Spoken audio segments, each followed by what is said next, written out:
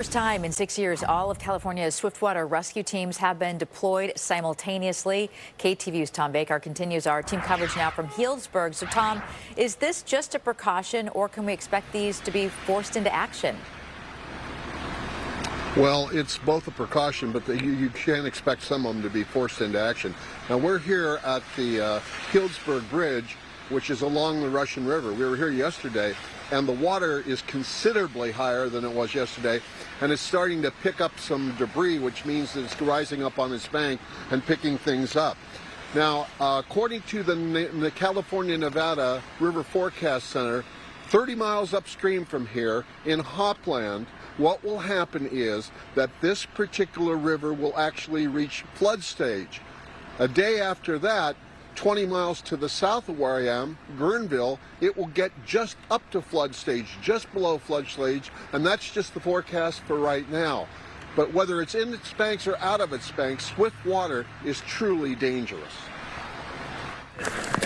At Marin County Fire's Woodacre Station, a state-sponsored swiftwater rescue team was getting ready to leave for Hopland, just south of Ukiah in Mendocino County. They'll be standing by for any flow of Russian River tributaries and the river itself. We are basically going to head up there as one of the state teams because that's been identified as kind of the biggest area of risk. Well before the Russian River reaches places such as Healdsburg and Guerneville, initial flooding starts way upstream. The first impacts are typically in the areas of the rivers or the creeks that are higher on the hill, and so those will start to flood. Upriver communities are likely to see the first flooding. We have technical rope rescue equipment, boats, jet skis, paddle boats, search equipment, and so really these teams are made up of folks that are cross-trained in all these other disciplines. As the dangers abate in one place and spreads to others, the teams will be moved. We are light, we are fast, we are mobile to redeploy to different areas to address those issues. How serious is this?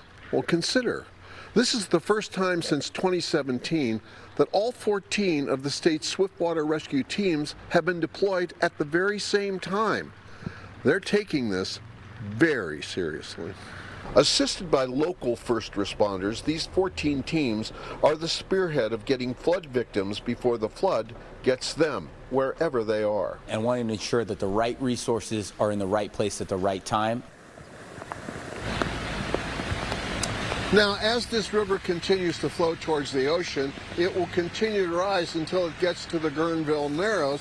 After that, it opens up and goes down to Jenner, where it finally dumps into the ocean, draining the entire 1,500 square miles. 1,500 square miles, that is the Russian River watershed. Reporting live from Healdsburg, Tom Baker, KTVU Fox 2 News. Julie, back to you. Yeah, and Tom, Healdsburg has been hit pretty hard in previous storms. What's the downtown corridor like? What types of precautions are they taking to protect businesses and neighborhoods around there? Well, not as many as you might believe, only because the forecasts for the river right here are not terribly threatening. Now, that could change very quickly, and since these folks have been through this and they know what to do, just like the folks in San Anselmo, they can very quickly adapt. But that's really not the issue right now. The real issue is all of the rain that's coming down and making sure that if there's localized flooding, which has nothing to do with the river, then they want to be prepared for that. And those folks that know that that's going to happen are certainly prepared, again, based on all that sad, long experience. Yeah, all right. Well, Tom Baker standing by there in a rain-soaked Healdsburg at the moment. Tom, thank you. Happening right now is the